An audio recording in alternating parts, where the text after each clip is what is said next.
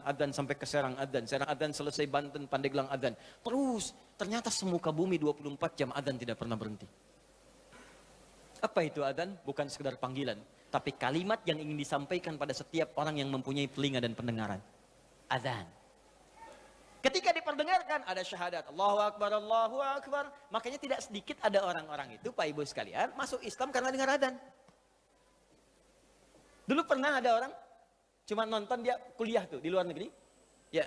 Kemudian di flatnya itu bukan cuma orang Islam, ada temannya non Muslim. Yang Muslim ini bagus nih, bisa dibiasakan. Dia terbiasa dengan hal-hal Islami. Bahkan tayangan TV pun dia putar yang channel One itu dari Mekah tentang sholat, baca Quran. Ini bisa kita biasakan. Ke kantor, kalau sedang senggang baca mushaf, baca hadis. Mungkin bagi sebagian orang dengan izin Allah dapat hidayah lewat kebiasaan kita. Begitu sedang membuka tayangan itu, muncullah sedang sholat isya, tayangan persiapan sholat isya langsung dari Masjidil Haram. Yang non muslimnya tiba-tiba datang, yang muslim itu cuma iseng nanya begini, kawan, menurut kamu berapa jumlah orang yang ada di masjid itu? Temannya bilang begini, ya mungkin 1000, 2000 lah gitu. Ya. Apa jawab yang si muslim ini? Ada di sana sekarang setidaknya 500.000 orang sebelum dilakukan perluasan. 500.000 orang. Pertanyaan kedua, perhatikan kalimatnya. Menurut kamu, berapa lama waktu yang dibutuhkan untuk membuat mereka semua rapi seketika? Dia berpikir sejenak, kemudian dia jawab, mungkin seminggu 2 minggu kayak. Seminggu 2 minggu, sepekan 2 pekan. Kata si muslim ini, aku akan tunjukkan kepadamu, tidak sampai 5 menit semuanya akan rapi dan baris. Kata yang kawan tadi, mustahil, gak bisa itu. Tadi kan, rasionalitasnya jalan. Ketika rasio sudah mulai jalan, maka mudah bagi Allah memberikan hidayah dan hikmah kepada jiwanya. Maka seketika, kata temannya yang muslim, sekarang coba lihat. Begitu qamat, Allahu Akbar, Allahu Akbar. Wah sudah, yang tawaf berhenti semua. Yang tadinya duduk, berdiri semua, siap. Bingung temannya, jangan dulu jangan dulu bingung, lihat dulu nih. Begitu sudah imam yang mengatakan istau, istaqimu. Wah, semua rapi. Saat takbir, Allahu Akbar, semua angkat tangan takbir. Maka apa respon yang non muslim ini? Dia katakan kepada yang muslim, tolong tunjukkan kepadaku bagaimana caranya masuk Islam, karena ini bukan agama buatan manusia. Gila ya. Ada orang nonton sholat isya masuk Islam. Ada orang sudah Islam gak mau sholat isya. Orang udah komat nunggu dekat subuh. Jadi bisa jadi asbab hidayah. Dan yang paling menarik begini Pak, kadang dalam keseharian, kenapa cuma Anda yang dengar azan? Kenapa Anda yang lihat, Anda pulang kerja, bisa kan lewat jalan lain. Tapi kenapa Anda bisa melewati orang sholat? Kok bisa melihat orang ke masjid? Kok tiba-tiba lewat ke tempat masjid yang sedang azan? Itu kan hidayah. Sebetulnya Allah sedang jemput kita. Ketika Anda bertanya, kenapa kami sholat ya Allah? Dijawab lagi di suara azan. Hayya 'alas shalah. Kenapa sholat ya Allah? Teruskan. Hayya 'alal falah. Tuh, falah. Sukses dan bahagia. Ketika engkau bertanya, kenapa kami mesti sholat? Aku jawab, kata Allah, suara muadzin tuh. 24 jam aku perdengarkan padamu. Tanpa putus. Supaya kamu bahagia. Supaya kamu senang. Supaya kamu lancar. Supaya kamu gak punya masalah. 24 jam. Kalau sekali diingatkan, belum sadar, mungkin wajar. 24 jam diingatkan, gak sadar-sadar. Anda manusia bukan. 24 jam. Datang terus, kedengaran terus. Gak sadar juga. Perlu apa lagi? Di sekarang yang salah siapa? Jangan lagi Anda salahkan Allah. Ya Allah, kenapa saya mesti begini? Why me ya Allah? Why not, kata Allah. Kamu saya kasih nggak diambil-ambil. Makanya kalau kita sadar, cara berpikirnya begini, sholat membuat kita bahagia, maka semua orang akan menunggu waktu sholat. Karena itu ketika Anda punya masalah, kalimat sholat itu ketika disebutkan di Quran, bersanding dengan solusi. Quran surah kedua ayat 45. Wasta'inu bis-sabri was. Kalau engkau punya masalah, kata Allah, maka minta kepadaku. Sabar terima masalahnya, karena semua orang punya masalah.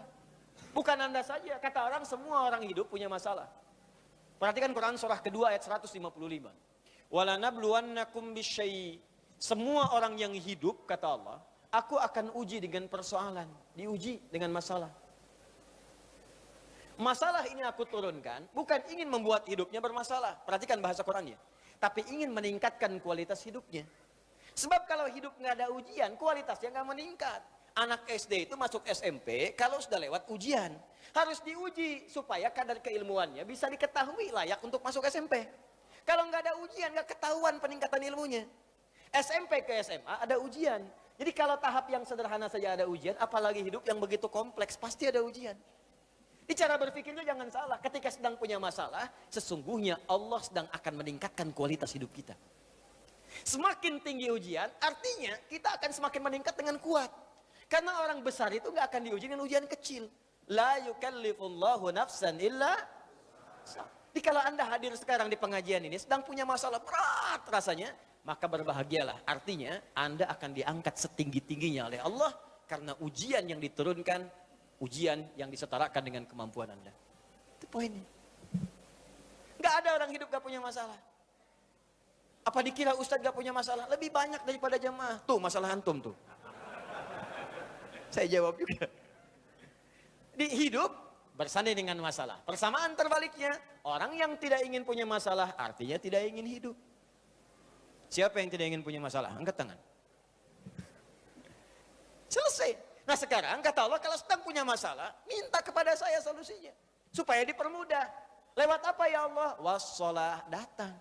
Kalau Anda masih nggak mau sholat, ditanyakan imannya oleh Allah. Makanya kalimat ini disebutkan sekali lagi untuk menguatkan di ayat 153. Dipanggil kalimat imannya. Seakan-akan begini bahasanya. Kamu ini punya iman apa enggak sih?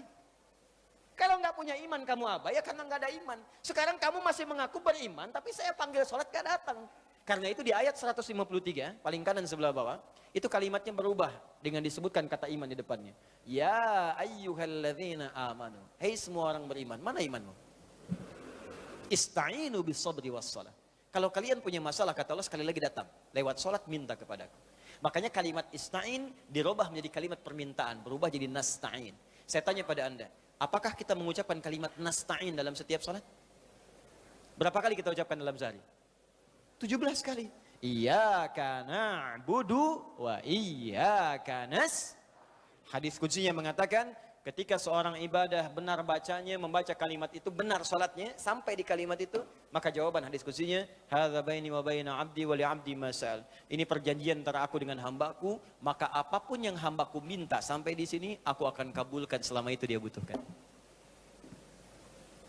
Nah, sekarang kita masuk kepada kurikulumnya. Pelan-pelan, kita masih sampai jam 12 kan, tenang aja. Sekarang praktek. Oh, saya tidak ingin jadi teori saja. Ngaji dengan saya, pasti kita akan belajar teori, setiap huruf kita bahas, lalu kita ada tahapan praktek. Ya, kalau Anda hanya sampai mendengar saja, mencatat, mungkin ada pahala. Tapi saya kecewa, karena belajar itu tidak akan pernah sempurna tanpa praktek. Kita praktekkan, komitmen kita. Ya, belajar, praktekkan. Sehingga terasa manfaat dari pembelajaran itu. Sekarang bagaimana prakteknya? Yuk kita susun kurikulum Qurannya. Kalimat sholat, itu ada 3 jenis. Ini sering saya ungkapkan di beberapa kesempatan. Satu begini. Satu, kita hapus dulu.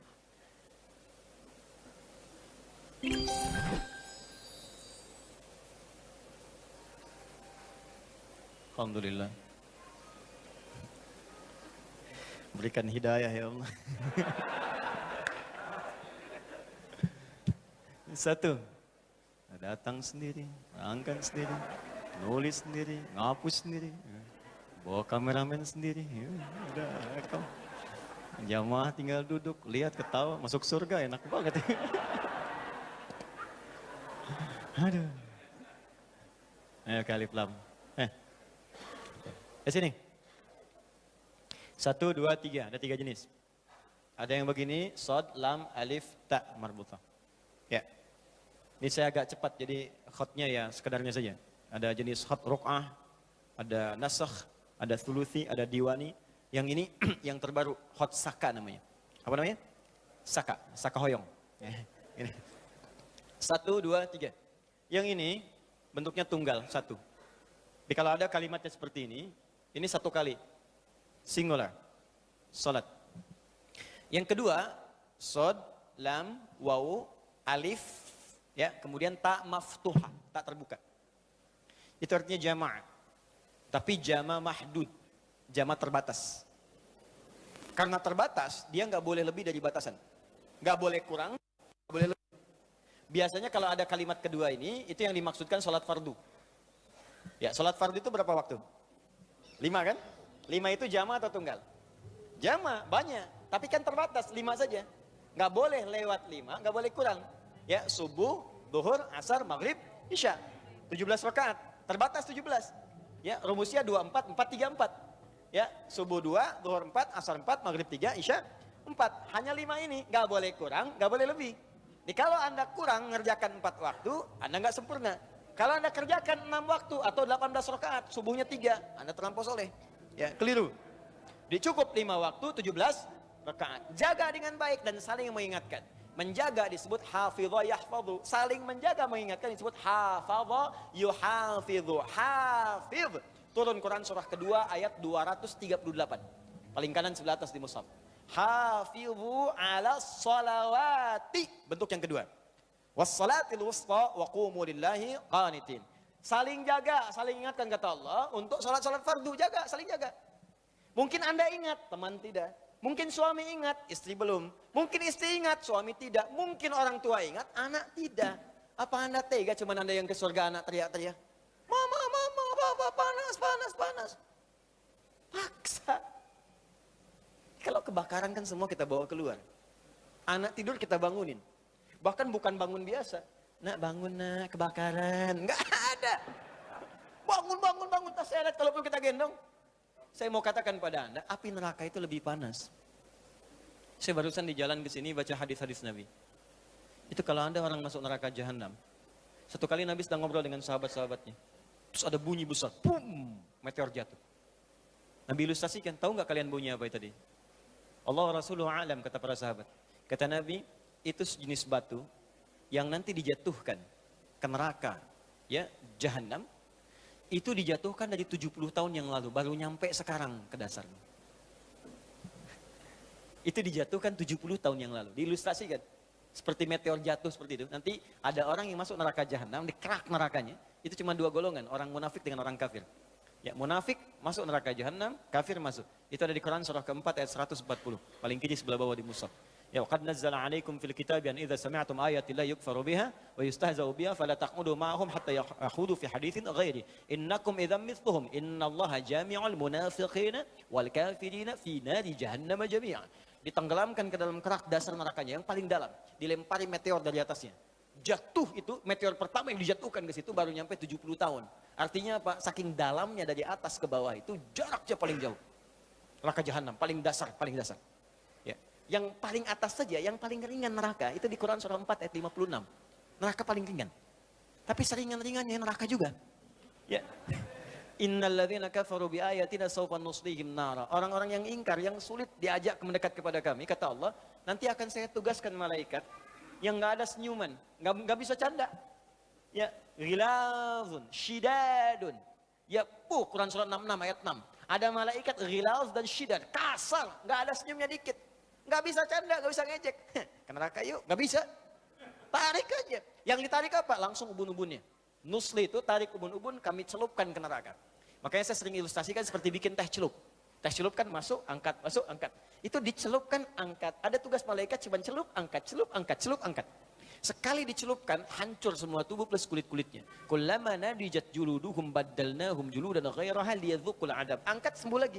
Supaya terasa lagi sakitnya, bagaimana sakitnya. Masuk ke situ seharinya aja sama dengan 1000 tahun. 1 detiknya masuk sama dengan 48 hari. Jadi kalau ada orang neraka paling ringan aja 48 hari. Apalagi yang paling bawah neraka jahanam. Makanya jaga. Tiba waktu sholat itu aja anak kita. Paksa, paksa, aja. Nanti supaya dia mengerti. Dengan cara kenalkan, makanya kenalkan dari sejak kecil. Sebelum nalarnya matang. Supaya dia kenal masjid, tahu orang sholat, kenal sejadah. Bapak ibunya contohkan sholat, kelihatan anaknya. Anak ikut sendiri. Kalau nggak anak kenalkan dari kecil, nggak Anda kenalkan, nggak Anda aja-aja. Nanti dewasanya ngajak argumentasi, debat nanti. Nah ayo sholat maghrib nah. Tadi kan baru asar mah, kok sekarang maghrib lagi? Ayo nak sholat isya, yang tadi apa mah? Baru sholat 30 menit, sekarang udah sholat lagi. Tuh. Kalau ada anak demikian, jangan salahkan dulu anaknya, istighfar dulu orang tuanya. Mungkin ada tanggung jawab Anda yang tidak diberikan pada saat dia kecil. Kembalikan ke sini, kalau pada bagian yang ketiga, itu artinya jam'un ghairu mahdud. Jama' tanpa batas. Shad, lam, waw, alif tegak di atasnya, ta marbutah. Jam'un ghairu mahdud. Jama' tanpa batas. Banyak enggak dibatasi. Kalau banyak melewati batas, artinya ditambahkan fardu itu dengan yang nafilah. Hukumnya sunnah. Maksudnya apa? Kalau Anda ingin mendapatkan golongan privilege yang istimewa, ini. Pak, Bu. Fokus. Ingin nikmat, solusi, datang, masalah hilang, kaya, bahagia, semuanya nyaman. Maka kata Allah, jangan cukupkan sholat Anda pada yang fardu saja. Kalau cuma Anda fardu saja, jangankan yang pengen kaya, yang miskin pun 5 waktu juga. Jangankan Anda yang pengen gak ada masalah, yang punya masalah pun 5 waktu juga. Jadi 5 waktu itu standar. Kalau Anda pengen istimewa, ya di atas standar. Datang di awal, kerjakan lebih daripada ini. Mengerjakan lebih daripada yang fardu itu sunnah. Nafilah jenisnya, sunnah hukumnya. Karena itu ketika Allah menyebutkan kalimat yang privilege ini, yang istimewa yang ini, al-muttaqin, maka yang disebutkan yang nomor 3. Bukan nomor 1 dan 2. Yang ketiga. Dzalikal kitabu la raiba fi hudal lil muttaqin. Ayat 3, alladzina yu'minuna bil ghaib wa yuqimunas. Silakan cek di mushaf bentuk yang mana yang disebutkan di ayat 3 itu. Demi Allah saya katakan saya yakin bentuk yang ketiga. Artinya apa? Sekarang kurikulumnya keluarkan semua jenis salat sunnah. Baik yang diisyaratkan langsung dalam Al-Qur'an ataupun yang disebutkan oleh Nabi sallallahu alaihi wasallam. Contoh, yang disebutkan langsung dalam Al-Qur'an tahajud misalnya. Mulai sekarang bangun tahajud. Bangun malam, Pak. Alhamdulillah. Bahkan ketika Allah menyebutkan tahajud, itu diberikan keistimewaannya langsung. Kata Allah, tidaklah seorang menunaikan tahajud, kecuali aku berikan 4 hal. Yang tidak diberikan pada yang tidak tahajud. Jadi Anda khusyuk, sehusyuk apapun, 5 waktu, khusyuk sampai nangis. Ya, sampai macam-macam, tetap nggak akan dapat 4 ini kalau nggak tahajud. Ya, buka Quran surah 17, ayat 79, sampai 81. Wa minal laili fatahajjad. Dan dari sebagian malam bangun tahajud. Aku nggak tuntut semua malamnya, kata Allah. Bangun dulu sebagian malam. Ingat ya, ada lail, ada lailah. Saya pernah terangkan. Kalau lail, itu waktunya. Lailah keistimewaannya. Jadi kalau sudah pakai tak itu sifat. Kalau menunjuk waktu. Lailah sifat di malam itu yang istimewa. Beda dengan malam lainnya. Makanya ketika Allah menyebutkan malam Al-Qadar, itu pakai tak. Inna anzalnahu fi Lailatul Qadar. Pakai tak. Wa ma adraka ma Lailatul Qadar. Pakai tak. Kalau enggak pakai tak, itu artinya malam. Setiap malam terbuka. Ya, lail. Jamaknya layali. Lailun, layali, lela, lili, lala. Itu malam. Ya, ibu leli, ibu malam-malam. Ya. Fokus. Wa minal laili minnya tab'id di ilmu nahwu. Sebagian. Enggak usah semua. Ya, dari jam 8 itu udah malam. Ya, sampai jam 4 tuh malam. 4 sampai setengah 5, setengah 5-nya subuh, jam 4 sampai setengah 5 disebut sahar, waktu menjelang subuh. Baik, malam panjang tuh. Kata Allah, saya nggak tuntut semua, silahkan tidur dulu. Nanti malamnya bangun, ambil sebagian aja. Kalau masih latihan, kata Nabi, jangan tinggi-tinggi dulu. Nggak apa-apa 15 menit, 30 menit, untuk latihan dulu.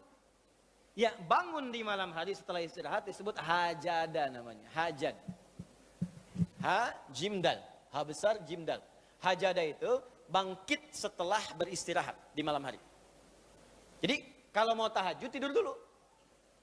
Tidur dulu. Kalau nggak tidur, bukan tahajud namanya. Qiyamul lail saja, qiyam. Bangun saja, nama umum. Ya, qiyam. Tapi kalau Anda mau tahajud, istirahat dulu. Supaya apa? Supaya tahajudnya itu ditunaikan dengan sempurna. Fresh, fokus, ngantuknya hilang dulu. Bangun. Hajada. Kalau Allah minta misalnya usaha bangun.